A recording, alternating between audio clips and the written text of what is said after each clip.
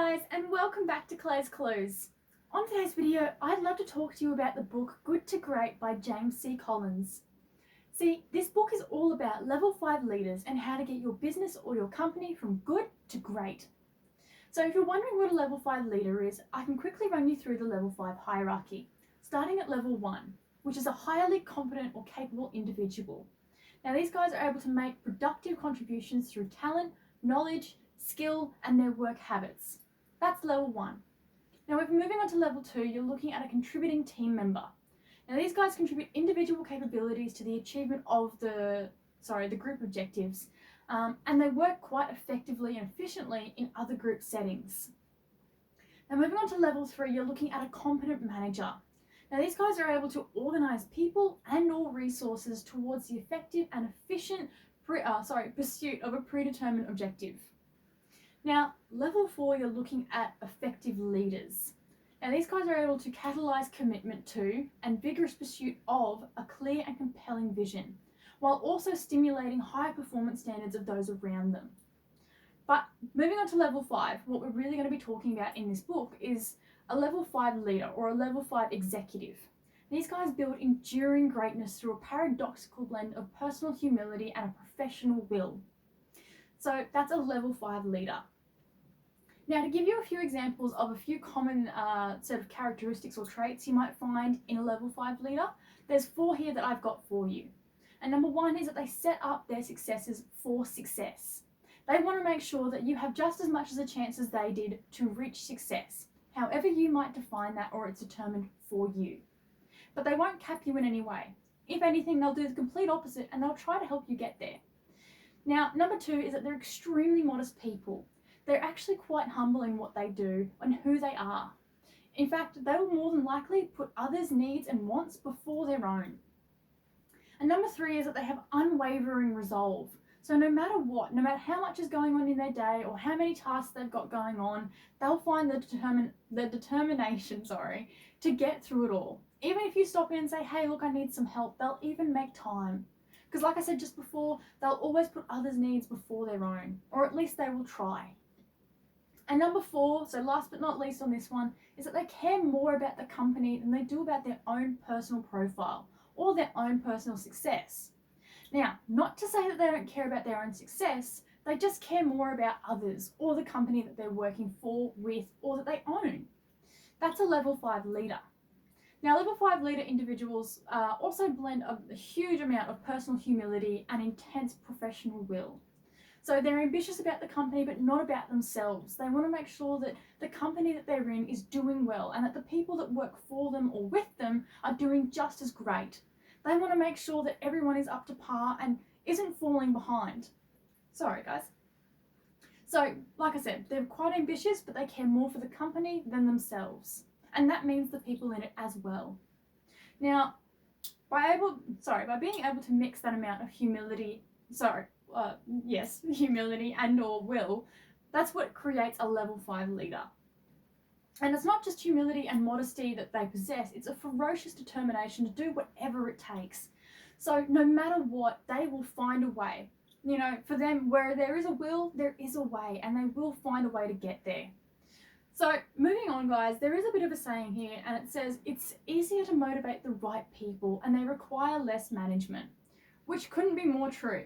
So to give you a bit of an example of this one, think about if you're going on a camping trip, right? And you're going to take the family along. You'll have a few family members that probably don't want to go camping. It's not their favourite thing to do because they're living without all their luxuries and they just can't stand being out in the wild. But on the other hand, you've also got a handful of people that can't wait to get away. They want to go camping. They've been waiting for 6-12 months. So, you know, you don't really want to be taking tag-alongs that don't want to be there because all they're going to do the whole time is whinge and carry on the fact that they just want to go home. These are the kinds of people that in a company you wouldn't want because they're dragging their feet. They don't want to come to work every day and have to put in the hard yards and they tell you, oh, I haven't got much sleep or, things at home just aren't easy and I've just been doing it really hard lately. No, in fact, you want the people that are happy to wake up in the morning and say, hey, I'm going to my job today, or I'm going to this company that, I really love being at and I enjoy being around the people and I love what I do. They're the kinds of people that you want. So to give you another example, think of your company like this. Let's say your company for a minute, or your business, is a bus, all right? Now you want to get the right people on the bus, but you also want to make sure that they're in the right seats so that they're allocated to where they need to be so they can work effectively together. Because, for example, I'm sure at some point we've all been on a bus. If you sit two people together that don't want to be together, all they do is fight and carry on, and we can all avoid the drama on that one. So you want to put people where they belong, where they're comfortable to be.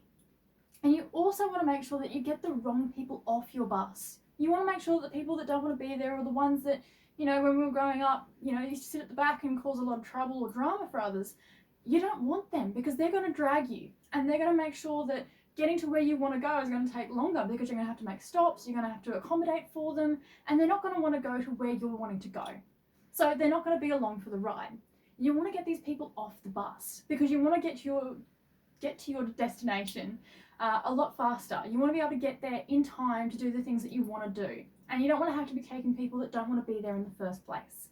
So get the wrong people off the bus and get the right ones on, and make sure you're seating them right where they want to be, where they're comfortable. All right, and this way it makes it a lot easier to drive your bus, or in other words, your company or business, in the direction you want it to go. So moving on, it also talks about how if you're hiring people, if you're trying to look for people and you need to fill spots, things like that, make sure that you're hiring people based on personality more so, or character, and not necessarily on skill or education. Because the unfortunate thing is that you can't teach personality, you can't teach character. You can teach, skill, knowledge, all the things they need to know, the tricks of the trade for days on end, for the next 10 years if you have to. These are things that people can learn along the way, but you cannot teach character or personality. Now, that's the one thing that you don't want in your company, is someone who doesn't have a great personality or character. Because these people you might find will rock the boat with others that work alongside them, causing drama and tongue-tied on that one, unnecessary arguments. So you really want to do without these people if you can. But if you do have a few, you can always turn around and look, towards trying to fix whatever problems they have, or, if the group themselves aren't getting along, find out, what it is that they're not getting along about, and try to resolve those issues. Because not to say that it's a bad person, it might just be a few things that people disagree on. And anyway, moving on, guys. It also says about putting your best people on your biggest opportunities and not on your biggest problems. Because what you'll find is by putting them on your biggest opportunities, things will start to move a lot faster, and they'll start to get more productive in a sense. And you're getting to where you want to go a lot faster, because you don't have people working on the problems, which is causing, drama and drag, and people don't want to do those things. You got people that want to work on the bigger opportunities, people that are capable and more than competent in doing that. Therefore, enabling them to feel as if they're actually useful towards the company. All right, so I'll quickly run through all this again, guys, as quick as possible. You have your level 5 hierarchy, which is, level 1 is a highly capable individual, someone who is contributing through talent, knowledge, skill, and even their habits. And level 2 is a contributing team member. So these guys contribute individual capabilities to the achievement of group objectives, and they work effectively in group settings. Number 3 is a competent manager. Now, these guys are able to organize people and resources towards the effective and efficient pursuit of a predetermined objective. Level 4 is an effective leader. Now, these guys are able to catalyze commitment to and vigorous pursuit of a clear and compelling vision. So this also stimulates high performance of those around them. And level 5 is a level 5 executive, which these guys build enduring greatness through a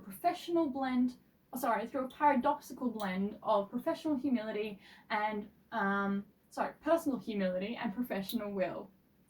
And really quickly, the few common characteristics you'll find throughout level 5 leaders is, number 1, they always want to set up their successors for success. Number 2 is that they're extremely modest or humble, generally meaning that they will put others' needs or wants before their own. Number 3, you've got an unwavering resolve. So no matter what, they will be determined to see it through to the end. And number 4 is that they care more about the company than they do about their own personal profile or their own success. All right, so level 5 leader, these guys are blending a few things like humility and intense will, or intense professional will, I should say. They're extremely ambitious to the company and not themselves. So but what have I gone there? Moving on, it's not just humility and modesty that they're combining or that they possess. It's actually ferocious determination to do whatever it takes to get things done. And moving on, it also says that it's easier to motivate the right people and they require less management. Bit of lost for words today. And moving on, the example that I gave was, if you want to take, family camping or whatever it might be, you'll find that some people want to go, some people don't. You generally want to take the people that want to go, because the ones that don't will end up probably making it a drag for those that have wanted to be there for the whole time. Now, another example that I gave was thinking of your company or your business as a bus. Now, you want to get the right people on, and you want to position them in the right seats with the right people alongside them to give them the best opportunity. And you want to make sure that you want to get the wrong people off the bus, because these people will cause all kinds of havoc and drama unnecessarily. But so long as you've got the right people in the right seats and the wrong people off, you can make sure that your bus is going in the right direction. Now, it also says hiring based on character, not necessarily on skill or education. Because like I said, you can always teach these things. You can teach skill, education, tricks of the trade, whatever it might be that they need to know throughout the business. That can all be taught later on. What you cannot teach, or what you will struggle to teach, is personality and character. Now, you might have a really good person on your team, they might be great at their job, but they might not get along with everyone else, causing a bit of a rift in other people's work and in other people's fields, therefore causing a bit of delay in what's going on. And you want to sort of avoid that as much as possible. So make sure that you're either resolving any issues or getting rid of the people that don't want to be there in the first place. Now, the best thing that you could do is to put your best people on your biggest opportunities and not on your biggest problems, because you'll find that things start to move a lot faster and are more productive in a, more effective manner. Alright, so that's all from me, guys. I hope you enjoyed this video. And leave a comment below on what you like the most, but we'll be making a lot more of these videos for this training series to help you with your personal development goals. But until next time, enjoy, and I hope to see you then. Bye, guys!